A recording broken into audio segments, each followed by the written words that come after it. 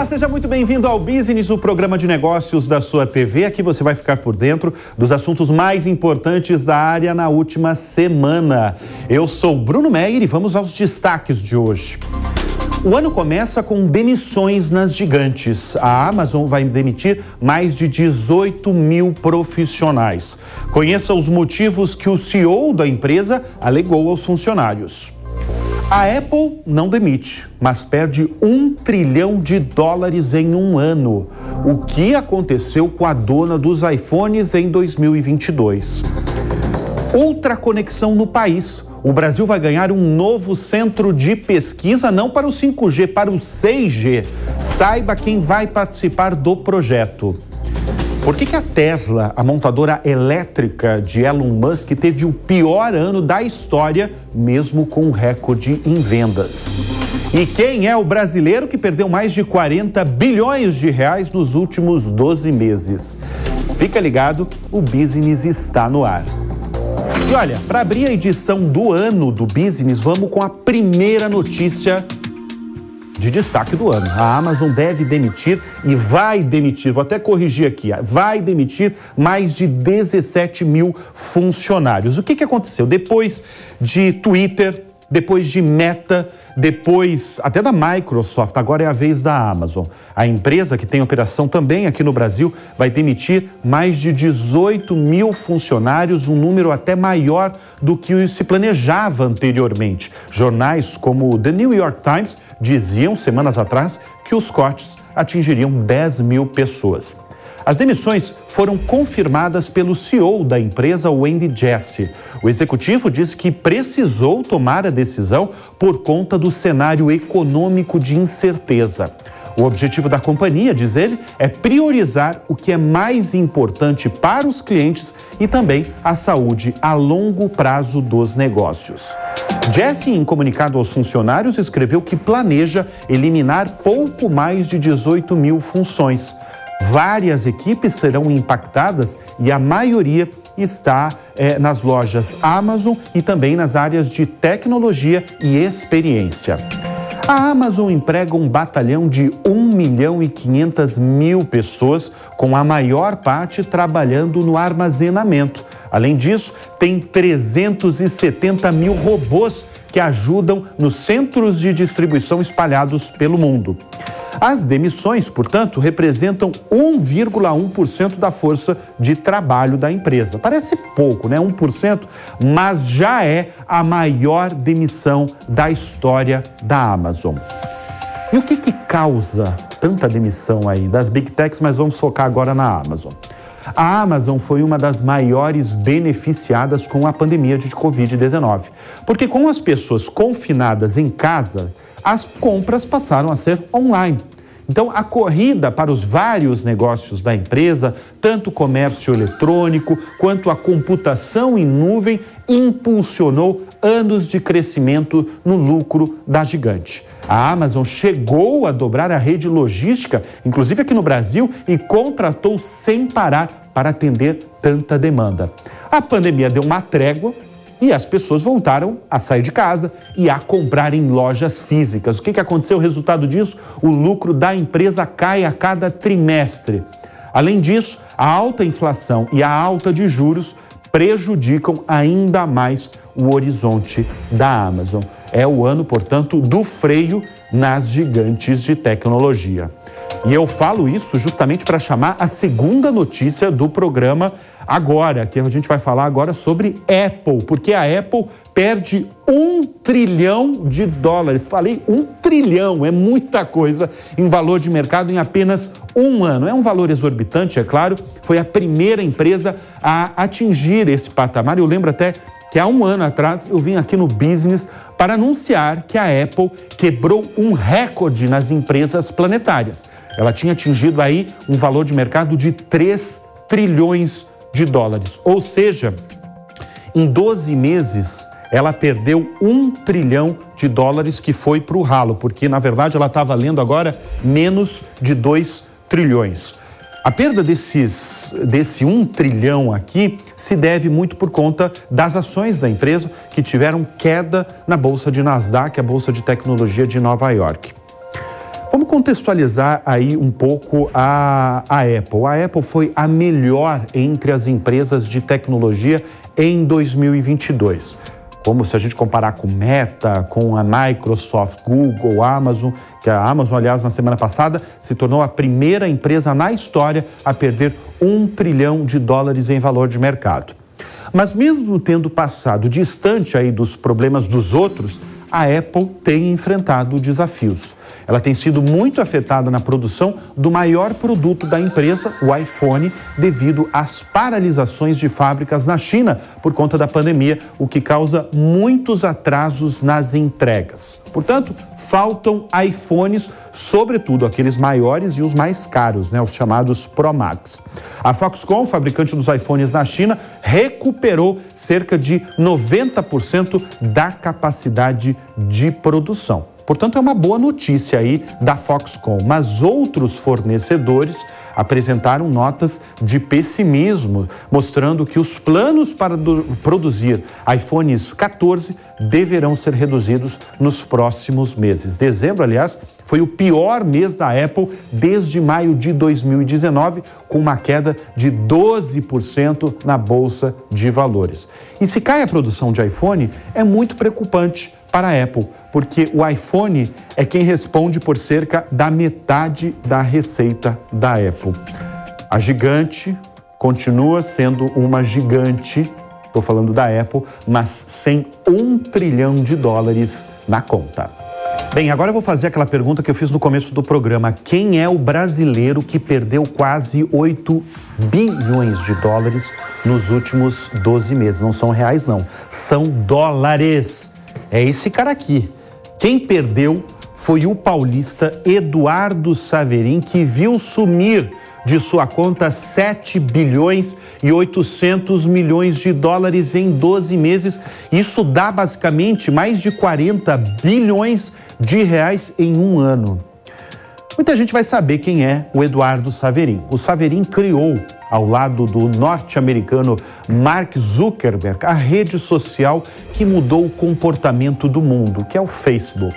Zuckerberg e Saverin eram colegas de quarto na Universidade de Harvard e foi lá que o Face nasceu. Saverin era meio que o cara de business aí da rede social, cuidando principalmente das finanças do negócio.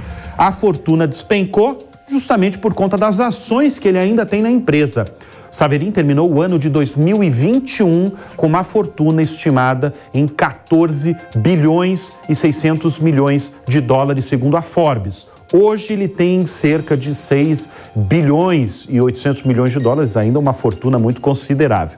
Saverin vive atualmente em Singapura e é gestor do fundo de investimentos B Capital, onde faz apostas em startups inovadoras de diversos segmentos.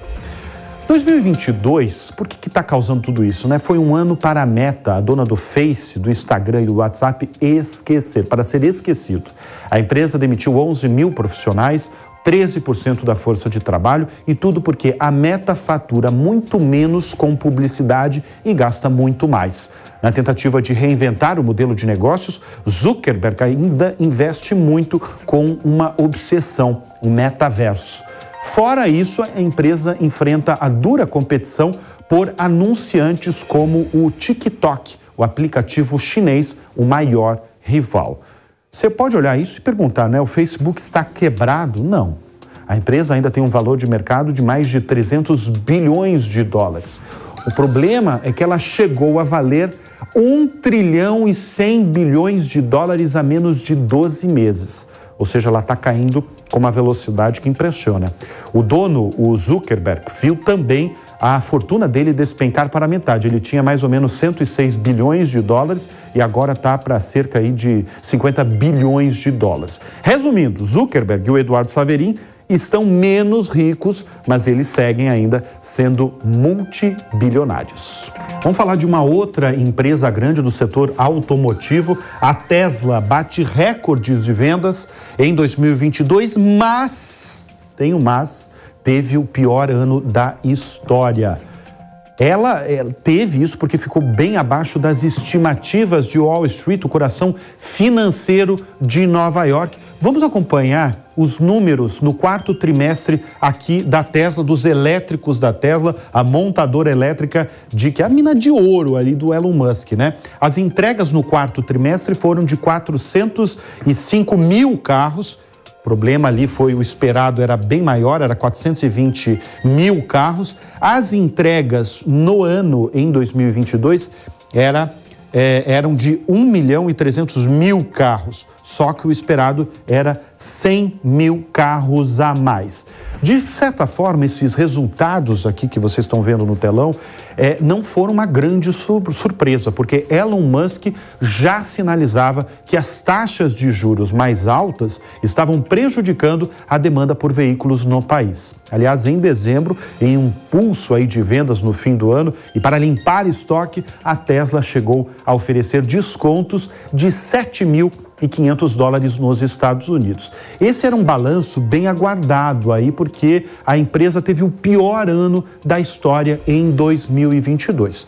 E para isso a gente vai receber agora, em nosso estúdio, o analista Wagner Chaves, que é analista de ações de tecnologia da SFA Investimento, para nos ajudar a exemplificar a Tesla. Obrigado aí pela presença em nosso estúdio, Wagner. Antes de tudo, eu quero mostrar ao nosso espectador o ano de 2022 da Tesla, que foi um ano considerado muito ruim para a Tesla. E justamente por isso, porque em 2022 a montadora elétrica perdeu 475 bilhões de dólares em valor de mercado, e perdeu isso por conta da queda aí de 65% nas ações.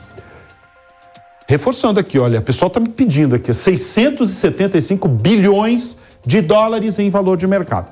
Minha pergunta é muito simples, Wagner, você que acompanha aí o setor de tecnologia e acompanha a Tesla. Por que, mesmo com recordes em vendas, que a gente viu na primeira arte, ela teve o pior ano da história? O que aconteceu? Bom, primeiro agradecer o convite aí. Realmente foi um ano muito difícil para os investidores de Tesla, né? Acho que o primeiro ponto que a gente pode falar é a compra do Twitter atrapalhou bastante a questão da dinâmica ali dentro da Tesla. Eu acho que de duas formas. A primeira forma é o que a gente pode chamar, entre aspas, de ausência do Elon Musk. Então ele acabou gastando muito tempo hábil dele, tanto na transação quanto na gestão nos primeiros dias após a aquisição do Twitter. Isso deixou alguns investidores preocupados. Então tem muitos investidores que até escreveram carta para Elon Musk pedindo, pelo amor de Deus, para ele voltar a trabalhar na Tesla. Então acho que ele acumula muitas responsabilidades desde sempre, na Tesla, na SpaceX e em outras atividades, mas ultimamente a questão do Twitter foi, digamos assim, a gota d'água em termos de preocupação de alguns investidores. O segundo ponto em relação à compra do Twitter é que o Elon Musk teve que desembolsar 44 bilhões de dólares para efetuar essa compra do Twitter. O que significa isso? Que ele teve que levantar junto ao banco e linhas de créditos bastante dinheiro para conseguir efetuar isso. Um dos efeitos colaterais foi que ele acabou vendendo em algumas tranches de vendas a própria ação da Tesla, um valor estimado de quase 10 bilhões de dólares. Para pagar o valor, os 44 bi do Twitter. Tá. Então isso passa uma mensagem muito péssima, porque o dono da empresa está vendendo 10 bilhões da própria Tesla para pagar a aquisição do Twitter. E além disso, um fator aqui que a gente chama um pouco mais de técnico, é que tanto a Tesla quanto o próprio Elon Musk fizeram empréstimos e como garantia desses empréstimos, eles acabaram deixando ações da Tesla na mão dos bancos. Isso significa que quando você atinge um certo nível de preço, que o pessoal estima ser entre 100 e 150, existe uma venda automática, uma venda forçada por parte dos bancos para executar essa garantia, para o banco não ficar sem nada. Eu quero reforçar, Edu, você pode colocar aquela segunda arte lá, porque eu falei no início da entrevista que eram 470... Aqui, olha, essa arte aqui. Eu falei no início da entrevista que era 475, mas eu quero reforçar mais uma vez que é 675 bilhões de perda em valor de mercado no ano passado. Agora, e o futuro disso? Porque assim, eu acho que a gente tem que exemplificar ao nosso espectador, Wagner, que a Tesla ainda continua sendo a maior montadora em valor de mercado do mundo, né? Ela tem aí uns 60% aí, mais de 60% aí nos elétricos nos Estados Unidos, ou seja, ela continua sendo muito grande. Agora, com essa perda aqui, da queda das ações e tal, qual é o futuro? Eu sei que vocês, analistas, não gostam de falar de curto prazo, vocês gostam de falar de longo prazo, mas na sua avaliação, qual que é o futuro da Tesla? Bom, acho que envolve duas coisas, Bruno. Acho que envolve desaceleração do mercado de veículos elétricos e também a competitividade. Falando um pouquinho de desaceleração, para dar um exemplo, teve várias montadoras menores que tiveram pedidos cancelados. Significa que os donos estão desistindo de comprar. Isso no curto prazo. E no longo prazo, acho que tem um dado legal da KPMG para citar, de que a expectativa para 2030 é de que veículos novos seriam entre 20% e 70% elétricos em 2030. E recentemente eles abaixaram isso para entre 10% e 40%. Ou seja, hoje a gente está numa projeção de que menos da metade vai ser elétrico em 2030. Então, acho que isso pegou bastante mal, assim, na visão dos investidores. Mas você falou bastante do Elon Musk, tem que falar bastante do Elon Musk, porque a Tesla é a mina de ouro dele. Sim. Foi ali que ele se transformou no homem mais rico do mundo. Ele perdeu esse posto no fim do ano passado, justamente por conta da queda das ações da Tesla. Você acha que a solução realmente é ele voltar a ter o foco na Tesla, nos negócios da Tesla, no seu? Porque você falou logo no início, né, que muitos investidores ficaram até chateados, ficaram desapontados, porque o foco dele estava aqui, olha, estava no Twitter. E de repente ele estava lá com a Tesla, deu as costas para a Tesla. Você acha que a solução é ele voltar com tudo para a Tesla? E se isso realmente vai acontecer? Olha, Bruno, essa é uma questão um pouquinho complexa. Eu acho que envolve bastante governança corporativa, envolve os interesses do próprio Elon Musk, mas certamente o que a gente observa na Tesla é que existe uma pressão para que alguma atitude seja tomada. Seja o Elon Musk voltando ou indicando alguém que tenha bastante respeito para assumir essa cadeira de CEO. Ele já indicou pelo menos o número 2 ali? Ele não indicou, mas tem um rumor muito forte de que um chinês talvez eu já li sobre isso, possa assumir uma cadeira de CEO. Mas por enquanto a gente está falando apenas de rumores, então é muito difícil dizer quem poderia ser esse potencial novo CEO da Tesla. Será que não é um brasileiro que pode assumir a Tesla? Seria legal pra gente. Seria legal pra caramba, né? Exatamente. Olha, nós recebemos aqui no Business o Wagner Chaves para exemplificar aí, para traduzir um pouco essa empresa, a Tesla aí, porque é muito curioso, né? Bater recordes de venda e mesmo assim ter o pior ano da história da empresa, mas o Wagner nos ajudou aí. Obrigado mais uma vez pela sua presença, hein? Bem, ainda falando de setor automotivo, vamos para a próxima notícia aqui no Business, porque veículos elétricos levam ao maior boom de fábricas de carros em décadas, e a gente está falando de 2023. 2023 vai ser o ano das novas fábricas de carros pelo mundo, especialmente nos Estados Unidos, o que já é chamado, como está escrito aqui na manchete, como o maior boom de construção de fábricas de carros em décadas. Até novembro do ano passado, cerca de 33 bilhões de dólares foram destinados em novos investimentos apenas nos Estados Unidos, para construir fábricas de montagem e também instalações de fabricação de baterias. E tudo isso é impulsionado, na maior parte, pela mudança das montadoras para os veículos elétricos. E no caso específico dos Estados Unidos, também por causa dos novos subsídios federais destinados a impulsionar aí a fabricação de baterias no país. Mas, sem dúvida, a corrida das montadoras no mundo para carros elétricos é a maior razão por trás da onda de investimentos em novas fábricas. E o Brasil, ele não está atrás quando o assunto é elétricos. Na opinião de CEOs de montadoras, inclusive CEOs que vieram aqui no Business, esse é um caminho irreversível e no mundo, e atende também um pouco pela demanda das pessoas também. Embora um preço ainda seja bem elevado aqui no Brasil, o número de veículos híbridos e elétricos ultrapassou a marca dos 100 mil unidades, das 100 mil unidades em circulação aqui no país, de acordo com dados da Associação Brasileira do Veículo Elétrico. E uma das novidades de 2022 e que promete em 2023 é a entrada da montadora chinesa GWM no Brasil, com a produção de veículos híbridos e elétricos em uma fábrica no interior de São Paulo, no investimento de mais de 10 bilhões de reais. Será a maior operação da montadora fora da China, com uma capacidade aí de produzir até 100 mil veículos por ano.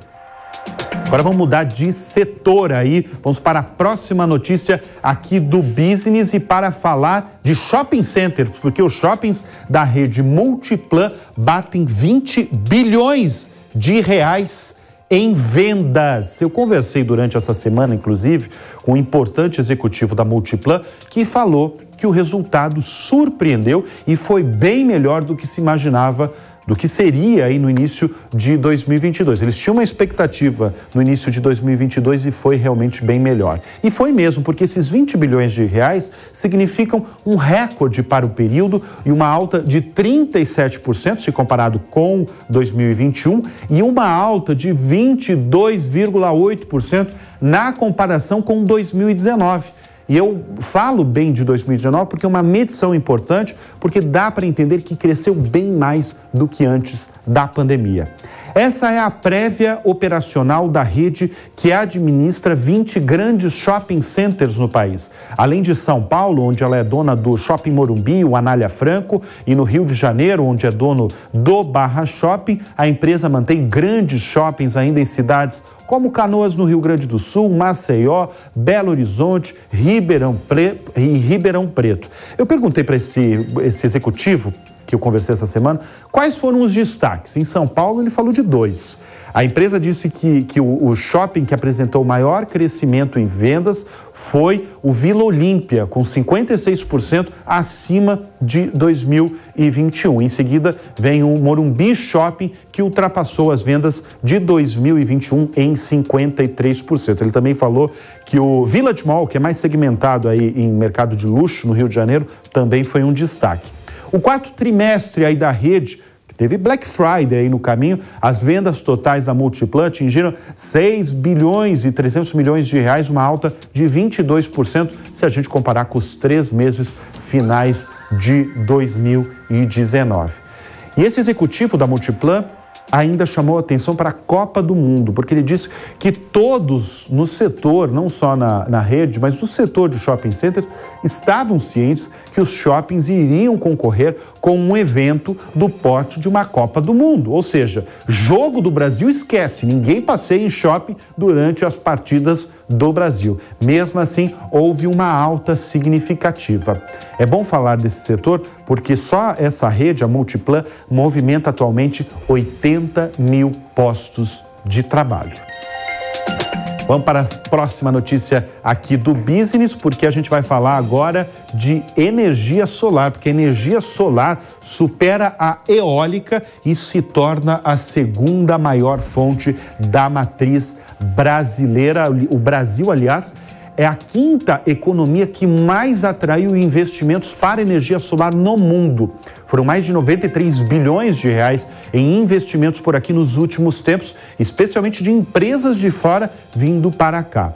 Nessa semana teve esse motivo aí para o setor celebrar, porque a energia elétrica gerada a partir de painéis solares passou a ser realmente a segunda maior fonte do país, ultrapassando a capacidade total de produção das usinas eólicas. Atualmente, a energia solar só está atrás da geração hidrelétrica, de acordo com a ANEEL, que é a Agência Nacional de Energia Elétrica. A fonte solar responde atualmente por 11,2% da capacidade nacional, enquanto a energia hidrelétrica responde por 51%.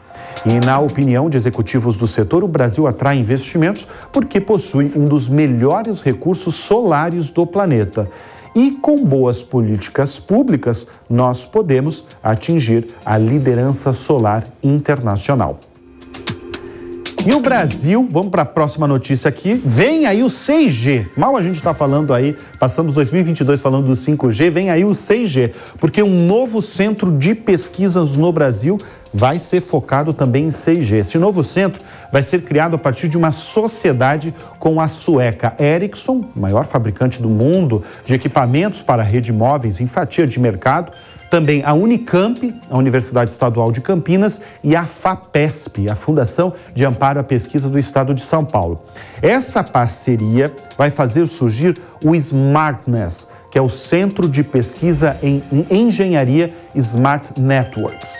O projeto vai receber um investimento inicial de 56 milhões de reais que serão aplicados ao longo dos próximos 10 anos. Qual vai ser o foco disso? O objetivo central é criar avanços tanto científicos quanto tecnológicos para evoluir no 5G e além do 5G. E aí que entram as pesquisas sobre a tecnologia 6G, que já é prevista aí para entrar em fase comercial em 2030. De acordo com executivos da Ericsson, que por hora é a única empresa que financia esse projeto, as pesquisas deverão ser focadas em temas como capacidades de sensores e aplicações que tragam vantagens no envio e recebimento de dados. As indústrias que devem se beneficiar com esse estudo são várias: a indústria automotiva, o agronegócio, saúde e tudo relacionado à internet das coisas. Ao todo, são 50 especialistas de engenharia, elétrica, computação e telecomunicações. Girando o assunto aqui no Business, nova notícia: voos internacionais voltam a crescer no Brasil.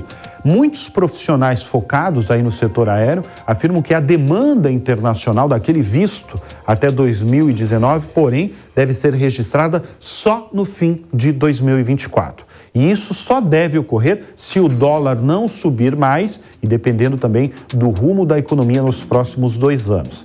Apesar de não bater 2019, a recuperação da demanda por voos internacionais no Brasil chegou a 78% em meses como outubro, de acordo com dados da ANAC, Agência Nacional de Aviação Civil. Mas há companhias aéreas como Air France e a KLM que já observam uma mesma frequência de voos de antes da pandemia em determinados aeroportos, como de Guarulhos e em Fortaleza.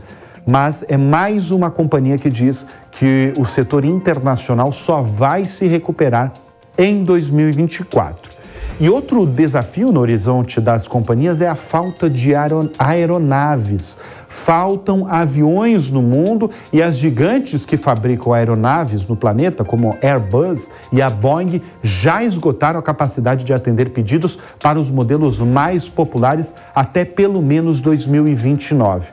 E muito por conta de restrições da cadeia global de fornecimento de peças, que pode levar anos para que esses aviões sejam entregues. A consultoria Jefferies estima que haja uma carteira de pedidos de quase 13 mil aeronaves atualmente no mundo e isso impacta no preço das passagens.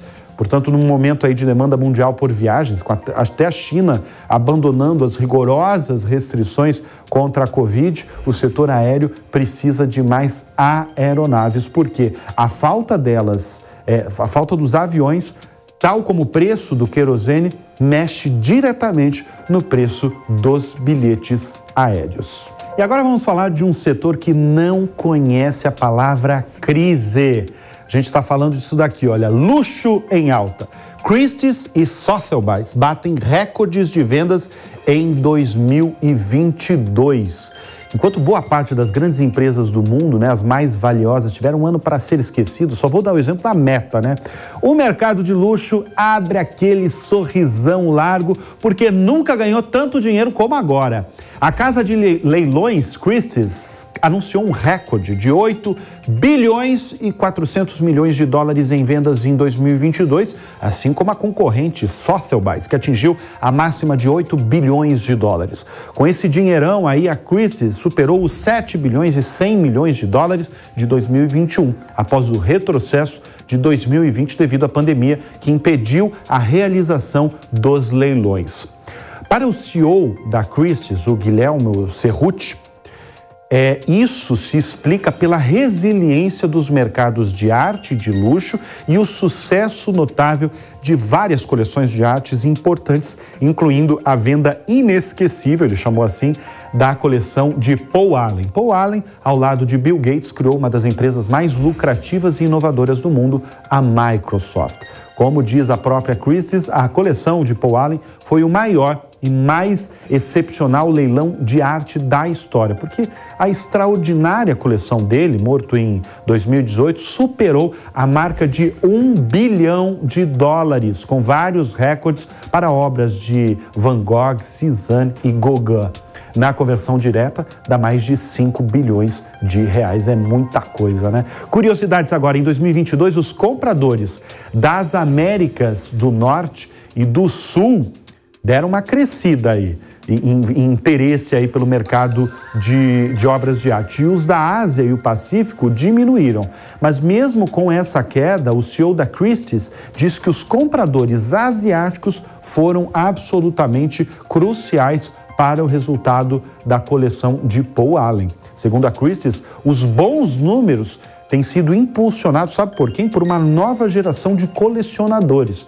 35% dos compradores de 2022 eram gente nova. Desses estreantes, 34% eram chamados os millennials, nascidos nas décadas de 1980 e 1990. É gente comprando obra de arte e aí por um valor extraordinário, aí, como a gente viu. Portanto, mesmo com inflação nas alturas, nada abala o setor de luxo no mundo. E com essas obras de arte magníficas aí que a gente está exibindo no telão, eu vou encerrar o Business de hoje, sempre agradecendo a sua audiência, a sua confiança. A gente volta na semana que vem. Até lá. Tchau, tchau.